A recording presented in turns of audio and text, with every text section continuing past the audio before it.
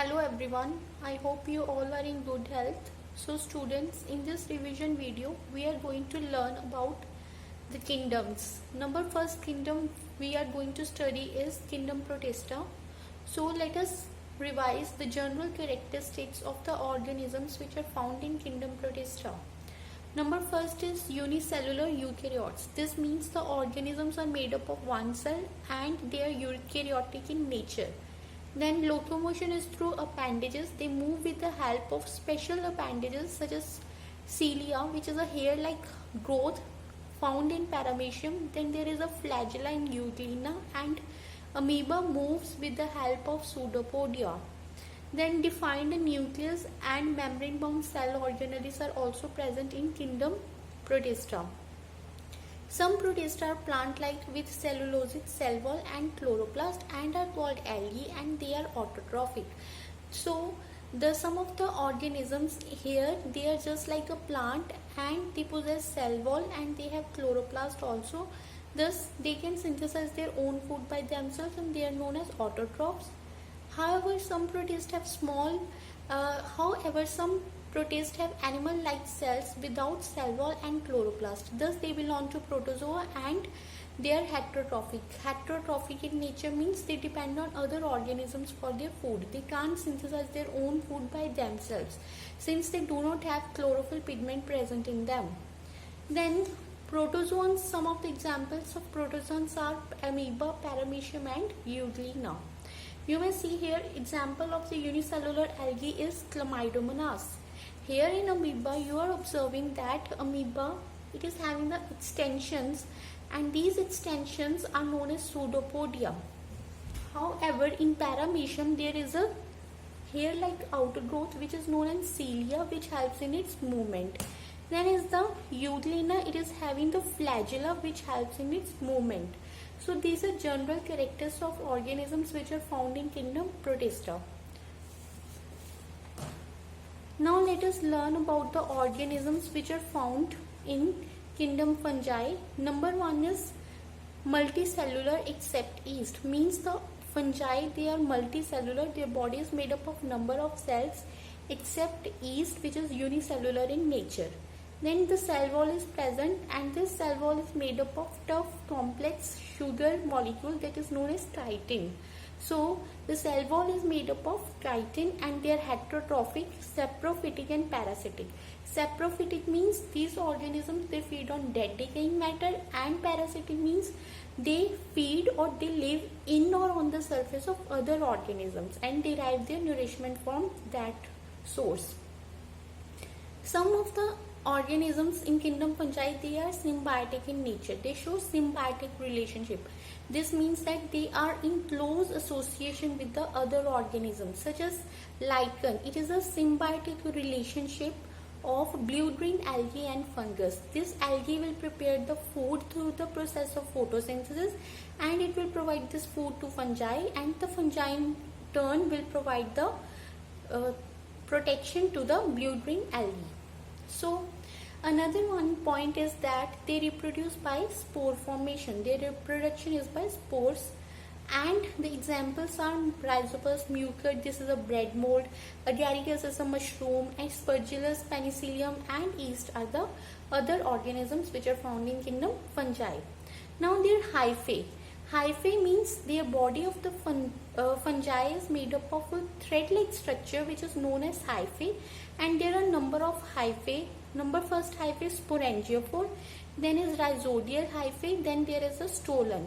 So let us assume this is a moist bread on which the fungus is growing. So if this thread-like structure is erect, then we will call it as sporangiophore. At the tip of the sporangiophore, there is a sac-like structure that is known as sporangium. In this sporangium, the spores are produced.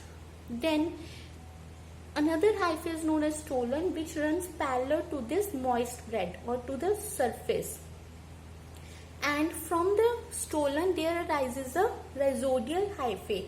These are produced from stolons at regular intervals. This is a stolon, this is a running parallel to the surface of the moist bread, and from this stolon there arises a rhizodial hyphae.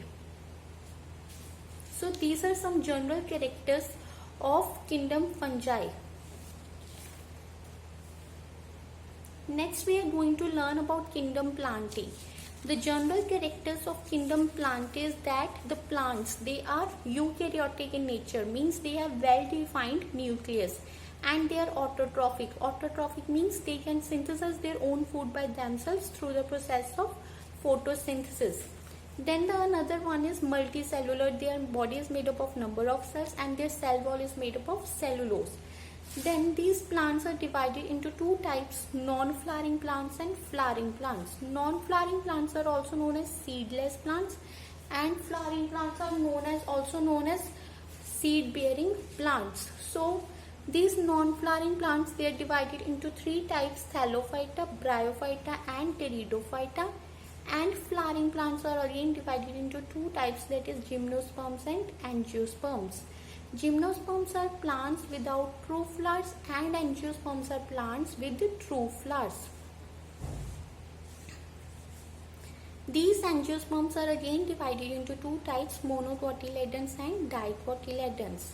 So this classification which we have studied here, it is based on differentiation of plant body and distinct component. This means whether the body of the plant is differentiated into true stem, true leaf or true root. Or second basis on which the classification is done is absence and presence of vascular tissue. In tissue chapter we have studied that there are two types of vascular tissue, that is xylem and phloem. Whether they are absent or present, on that basis the kingdom Plantae is also classified. Then whether they are having the ability to bear seeds and whether the seeds are enclosed within the fruits and their ability to produce the flowers. So this is the basis on which classification of kingdom Plantae is done.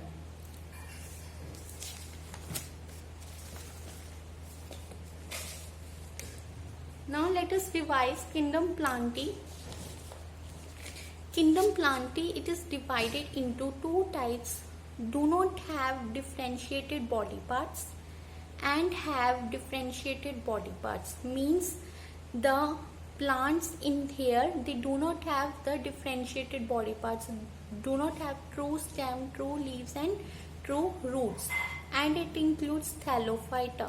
However, have differentiated body parts, it again divided into two types, without vascular tissue and with vascular tissue. Without vascular tissue, the plants whose body is differentiated but they do not have vascular tissue, it includes Bryophyta. And those plants which have differentiated body parts as well as vascular tissue is present, they are again divided into two types, that is cryptogams and phanerogams. Cryptogams, they do not produce seeds, and phanerogams, they produce seeds. And cryptogams includes Pteridophyta. Then phanerogams, they are again divided into two types, gymnosperms and angiosperms. Gymnosperms, their seeds are naked, and angiosperms, their seeds are covered. Then angiosperms are again divided into two types, monocot and dicot. Monocot are those, they have one cotyledon, and dicots, they have two cotyledons. So this is the basis on which the classification is done. We have studied whether the vascular tissue is absent or not. On that basis, classification of kingdom Plantae is also done. On the basis of the differentiation is also done, right? So let us see the general characters of Thallophyta. Thallophyta, here algae is found. And the most important character of algae is that they have chlorophyll pigment present in them, due to which they can synthesize their own food. Then is Bryophyta. Bryophyta, mosses and liverworts. And you must have seen that there is a green velvety layer on moist wall or shady areas, that is mosses and liverworts, that is bryophytes are there. And most important point to be remembered here is that they have stem, they have leaves but no roots, and they stick to the surface with the help of rhizoids. This is the important point to be remembered under Bryophyta. Then under Pteridophyta, it includes ferns and horsetails and their underground stem is known as rhizome, and on the under surface of the leaves there are small rounded bodies, they are known as sori, and which produces spores. Gymnosperms. Next one is gymnosperms. Here the seeds they developed inside the cones, and the male cones are known as pollen and the female cones are known as ovules. And most important characteristic of gymnosperm is that their leaves are needle shaped and they are evergreen in plant, and they are found in cold areas such as pine and fir. Then is angiosperms. Angiosperms divided into two categories, monocote and dicot. And monocote have one cotyledons, dicot have two cotyledons such as bean. And example of monocote is wheat or maize or rice. So this is about the kingdom Plantae. Now let us revise kingdom Animalia. General characteristics of kingdom Animalia is that they are multicellular and they are non-green in color, they are heterotrophic, they do not have cell wall, they can move from one place to another, and they show limited growth. So the classification of this kingdom Animalia is on the basis whether there is presence or absence of vertebral column, which is also known as backbone. So there are two types on this basis, invertebrates and vertebrates. In invertebrates, the backbone or the vertebral column is absent, and in vertebrates there is a presence of vertebral column. So let us study here about animals with vertebral column present. And first one, let us study about the animals without vertebral column. These are the phyla. These are the important characteristics of the organisms which are found in these phyla and their examples. So let us study about first phyla, that is Porifera. Their important characteristic is that and their body is having the pores, pore bearing animals, and the example is Spongilla and Euspongia. So this is about the Porifera phylum. Then is the Coelenterata. Coelenterata is also known as Cnidaria. Their body is hollow and sac-like body, and the example is jellyfish and sea anemone. Then is platyhelminths. Platy means flat, helminth means worms.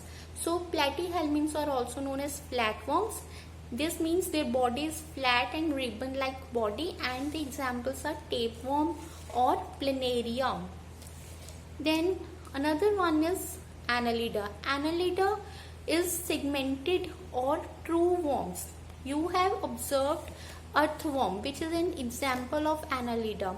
In earthworm, if you have carefully observed it, then you must have found that the body is differentiated into number of parts, into number of segments. That is why the annelids are known as true worms, and they have segmented body. Then the another one is Arthropoda. Arthropoda, the most important feature is that chitinous exoskeleton, means their outer body is made of, is having chitin present, and they have jointed feet.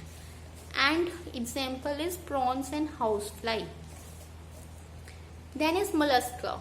In here they have soft body and their body is unsegmented and it is enclosed in a hard shell.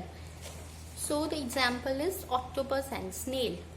Then the other one is Echinodermata. In Echinodermata they have star-shaped body and this spiny skinned animals, and the example is starfish and sea urchin. So these are the animals without vertebral column, means without backbone, and these are the different phylum and their important characteristics and examples. So this is about the kingdom Animalia. Then the another one is vertebrates. Vertebrates includes those animals in which there is a presence of backbone, and they are divided, these vertebrates are divided into 5 classes. First class is Pisces. It includes all the fishes and they are aquatic animals, means they are found in water. Then is amphibia. Amphibia such as frog or salamander. These animals can live both in water as well as on land. Then is aves. Aves include all the birds. They are the flying animals and their body is covered with feathers. Another class is mammalia. Mammalia, they have important character that their body is covered with hairs and there is the presence of mammary glands in females to feed their young ones. Then is reptilia. Reptilia, important character is that they have the dry and scaly skin such as snake or crocodile. So students, this is about the different kingdoms. In this revision video we have studied kingdom Protista, kingdom Fungi, then we have also studied kingdom Plantae and kingdom Animalia. So this is all for today. Take care everyone.